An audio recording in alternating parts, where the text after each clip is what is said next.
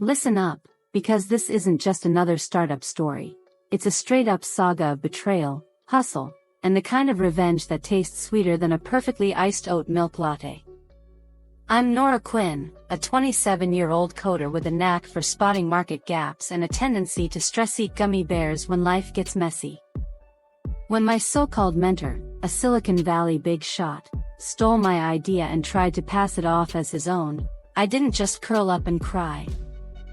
I built an empire that made his knockoff look like a sad Etsy shop run by a toddler. This is how I turned a gut punch into a masterclass in getting even, with a side of self-deprecating humor and enough grit to make my activist grandma proud. So grab your favorite snack, because this ride's about to get wild. It all started at Tech Trend, one of those chaotic Austin conferences where everyone's pitching their app like it's the cure for world hunger. I was fresh out of a coding bootcamp, rocking a thrifted blazer and a dream, VerdantVibe, a platform connecting freelancers with eco-conscious brands. Think Upwork with a green soul, matching graphic designers and copywriters with companies that care about carbon footprints. I'd spent months sketching wireframes in my tiny Oakland apartment, fueled by instant ramen and Spotify's Coding Focus playlist. My booth was a folding table with a DIY banner, but I was hyped, ready to charm investors with my pitch. Enter Victor Caldwell, the keynote speaker and Silicon Valley's golden boy. The dude had sold his first company for $300 million back when I was still figuring out how to parallel park. He strolled up to my booth, all graying temples and tailored blazer, sipping a kombucha like he was auditioning for a wellness ad. "Tell me about your vision, Nora," he said, flashing a smile that screamed I'd been on Forbes' cover. I was starstruck, rattling off my idea while he nodded like I was spitting gospel. "This has potential," he said, handing me his card. "Let's grab coffee next week." I mentor a few promising founders, pro bono, of course. Pro bono. Yeah, right. If I'd had a crystal ball, I'd have yeeted that card into the nearest dumpster and sprinted away like I was dodging a bad Tinder date. But I was young, broke, and thirsty for guidance, so I said yes. We met at a swanky San Francisco co-working space with kombucha on tap and ping-pong tables nobody used. Victor's office was a shrine to his ego, framed magazine covers, a signed photo of him with Mark Zuckerberg, and a view of the Golden Gate Bridge that screamed, "I'm kind of a big deal." Over overpriced lattes, I poured my heart out, my algorithm that matched freelancers with brands based on sustainability metrics, my plan to disrupt the gig economy with eco-vibes, my dream of proving a scrappy coder could change the game. He leaned back, stroking his chin like a tech Yoda. "You're like a young Sheryl Sandberg, Nora. Scrappy, but with heart. Send me your full pitch deck in Codebase. I've got investor friends who'd eat this up." For the next 6 months, Victor was my unofficial guru. We met weekly, dissecting my business plan, tweaking my platform's UX, and practicing my elevator pitch until I could deliver it in my sleep. I'd send him everything: wireframes, market research, even the nitty-gritty of my algorithm, which I'd nicknamed Green Match, because I'm a dork who names code like it's a pet. "This is gold, Nora," he'd say, eyes glinting like he'd just spotted a rare Pokemon card.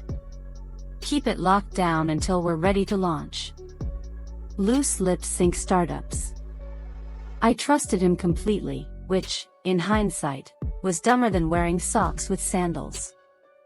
I mean, I'd grown up in a scrappy Philly suburb, raised by a single mom and a grandma who marched with MLK for civil rights. I should have known better than to hand my dream to a guy who quoted Steve Jobs unironically. Things started getting sus around month 7. Victor began canceling meetings, claiming he was swamped with a side project.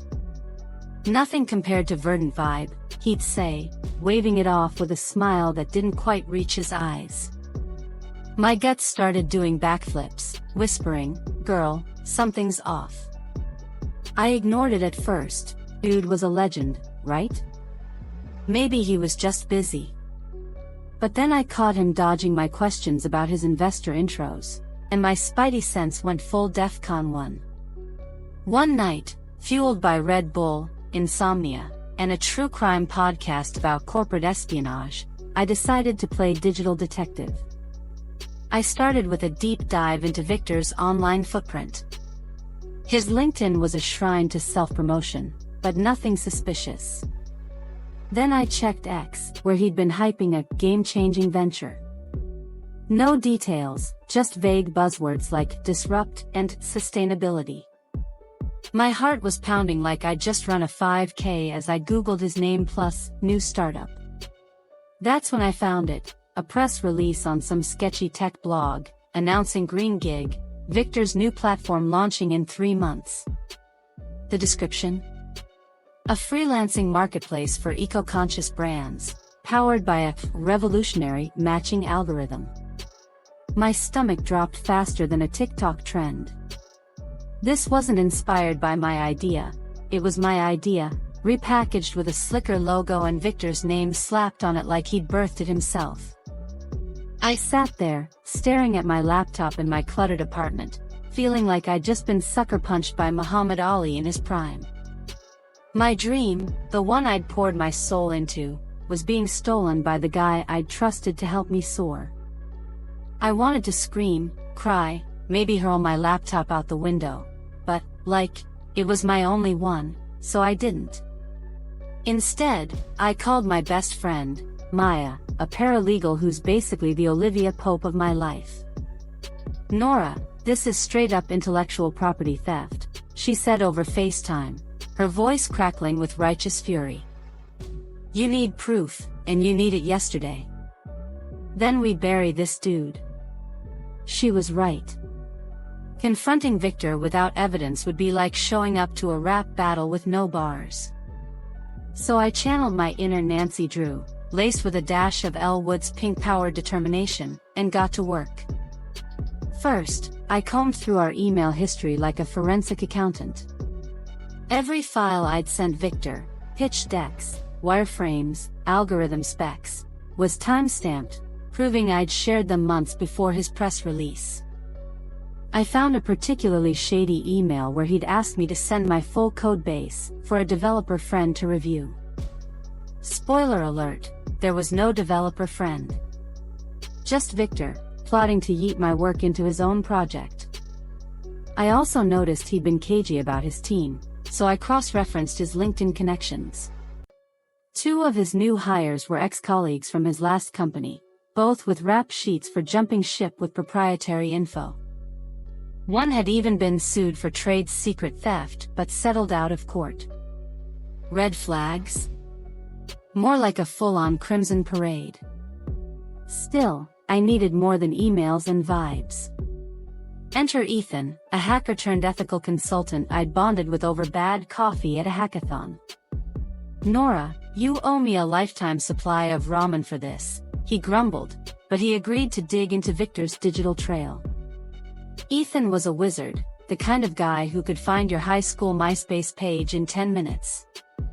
Within 48 hours, he delivered a digital goldmine, internal Green Gig documents, including a pitch deck that was basically my work with my name Ctrl+FD to Victor's.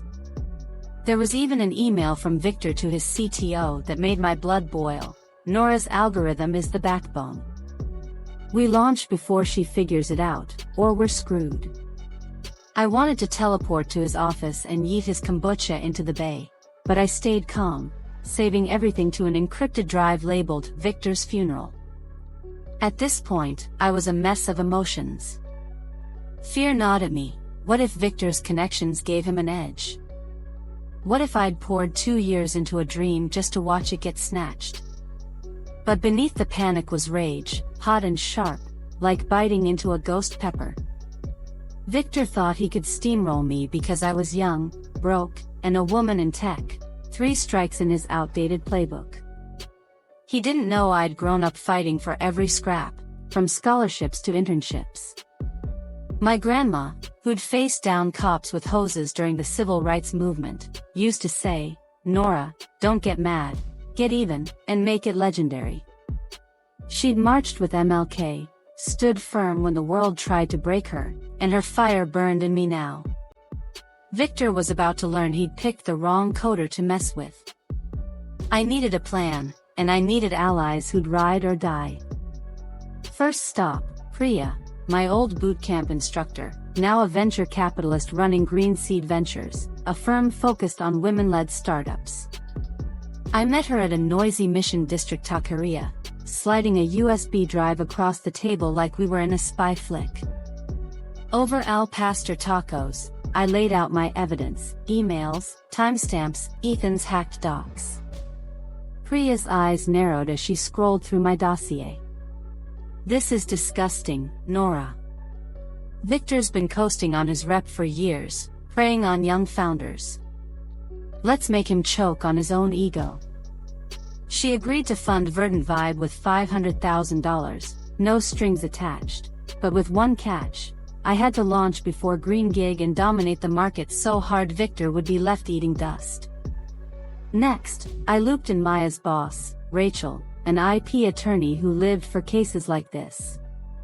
We met in her sleek downtown office, surrounded by law books and a framed photo of Ruth Bader Ginsburg, whose I dissent vibe felt like a spiritual guide. Rachel reviewed my evidence and grinned like she'd just drawn a royal flush. This is a slam dunk for trade secret misappropriation, maybe even fraud, she said, scribbling notes. But let's play it smart. Hold off on suing until you've got market traction. Hit him where it hurts, his wallet, his investors, his precious reputation. Rachel drafted a cease and desist letter to keep in my arsenal and started building a case that would make Victor wish he'd stuck to motivational TikToks. She also suggested I document every step of my counterattack, creating a legal paper trail that would hold up in court like a steel trap. With funding and legal backup locked in, I went full beast mode, assembling a dream team to build VerdantVibe from the ground up. Ethan signed on as CTO, promising to make our platform's back-end smoother than a Beyoncé track. Maya took charge of operations, keeping our chaotic startup life organized with her color-coded spreadsheets. I recruited Jazz, a UI designer whose portfolio looked like it belonged in an Apple store, and Lila, a marketing genius who could make a potato go viral on X. We set up shop in a cramped Oakland loft, where the Wi-Fi was spotty and the AC was more of a suggestion, but the vibes? Immaculate. We were a ragtag crew, fueled by coffee, spite, and a shared mission to bury Victor. Building VerdantVibe was a grind, and I'd be lying if I said I didn't have moments of doubt. Late at night, staring at lines of code, I'd spiral. What if Victor's deep pockets let him outpace me? What if his investor bros gave him a head start? The fear was real, like a knot in my chest that tightened with every bug I couldn't squash. But then I'd picture Victor's smarmy smile, his casual, pro bono lie, and I'd keep going, muttering, "Not today, Satan." My team kept me grounded. Maya would blast Lizzo to snap me out of funks, and Ethan would slide me a Red Bull with a deadpan, "Code or cry, Nora. Pick one." Even Jazz, who was chill as hell, would doodle savage memes of Victor as a wannabe Elon Musk, which we'd pin to our vision board for motivation. We didn't just want to build a platform, we wanted to create something so dope it would redefine the green gig economy. VerdantVibe wasn't just a marketplace, it was a movement. We added features Green Gig couldn't touch: real-time carbon footprint tracking for freelancers, AI-driven project management tools, even a community forum where users could swap sustainability tips. Jazz's designs were sleek, with earthy tones and intuitive navigation that made Fiverr look like a GeoCities page. Ethan optimized Green Match to run faster than Usain Bolt, ensuring matches were so precise brands would feel like they'd found their soulmate. Lila crafted a launch campaign that leaned hard into our Underdog story, teasing a new era for green freelancing, without spilling the tea on Victor just yet. 3 months later, We were ready to drop VerdantVibe like it was the hottest mixtape of 2025. Lila scored us a prime slot at a sustainability expo in Portland, where we'd unveil our platform to thousands of eco-conscious brands, freelancers, and investors. The night before, I barely slept, haunted by nightmares of server crashes and Victor somehow crashing our launch with a surprise TED Talk. I stared at my reflection in the hotel bathroom, whispering, "You've got this, Nora. Channel your inner Oprah, your grandma's grit, and maybe a little Cardi B energy." By morning, I was a bundle of nerves and caffeine, but when I stepped onto that expo stage in a forest green blazer, I felt like I could take on the world. Our launch was a banger. VerdantVibe went live at 10 a.m., and the crowd lost it over our demo, which showed a freelancer landing a gig with a solar energy startup in under 60 seconds. Tech blogs called us the future of green freelancing, and X was buzzing with influencers hyping our platform. We signed 10,000 users in the first week, including heavyweights like Patagonia, 7th Generation, and a vegan skincare brand with a cult following. Lila's marketing magic paid off. Our hashtag VerdantVibes trended, and I did a little happy dance in my Airbnb when I saw the numbers. Even Maya, who's allergic to hype, admitted, "Okay, Nora, you're kind of a big deal." Victor's green gig launched 2 weeks later, and it was a hot mess. His platform was clunky, with a UI that looked like it was designed in Microsoft Paint. The algorithm, my algorithm, watered down to a sad imitation, churned out matches slower than dial-up internet. Users roasted it on X, with one viral post calling it the Wish version of VerdantVibe. I watched the fallout from our loft, sipping kombucha, ironic, I know, as Green Gig's stock tanked and Victor's investors started sweating. But I wasn't done. Rachel sent the cease and desist letter, backed by our mountain of evidence, demanding Green Gig shut down or face a lawsuit that would hit Victor harder than a Kanye Twitter rant. His investors, sensing a PR disaster, began bailing faster than rats from a sinking ship. Here's where it gets extra juicy. Ethan, still digging like a digital bloodhound, uncovered that Victor had been cooking the books to rush his launch. He'd fudged financials, inflated user projections, and even lied about partnerships to keep his investors happy. We anonymously tipped off a tech journalist named Priya Chen, who ran a scathing exposé titled "Silicon Valley's Golden Boy or Con Artist." The piece went viral, with screenshots of Victor's shady emails and a brutal takedown of his mentor facade. X lit up with memes. My favorite was Victor's head on a snake, captioned, "Sneaky Startup Stealer."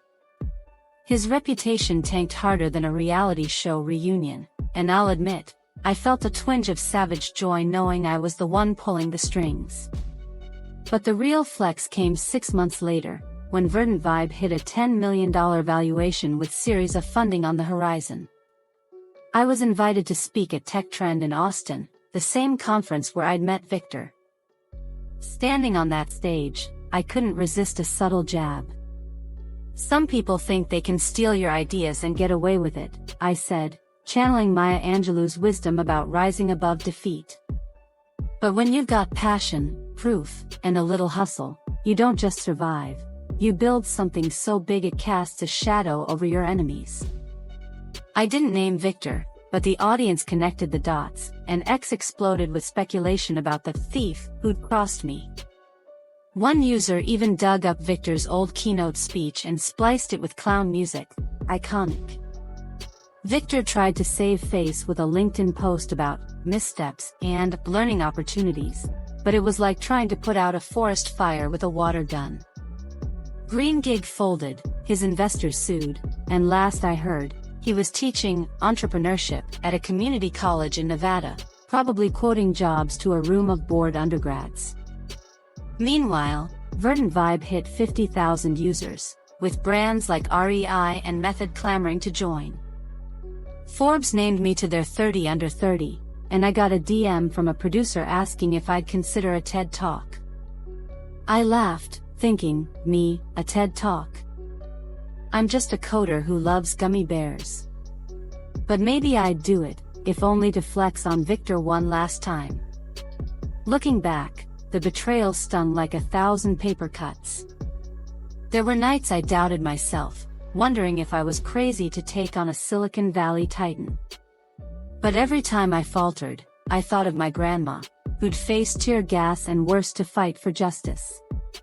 She'd taught me to fight smart, to turn pain into power, like Angela Davis preaching resistance over resignation. Victor's betrayal didn't break me, it forged me. I built VerdantVibe not just to win, but to prove that no one gets to steal your dream and walk away unscathed. So here I am, running a company that's changing the green gig game, laughing at my own bad decisions, like trusting a guy who name drops suck, and proving that revenge isn't just sweet, it's a whole-ass business model. If you're out there chasing a dream, don't let the victors of the world dim your shine. Get your evidence, rally your squad, and build something so fire they'll choke on their kombucha trying to keep up. Now, if you'll excuse me, I've got an empire to run, a team to hype, and maybe a TED Talk to prep. Who's laughing now, Victor?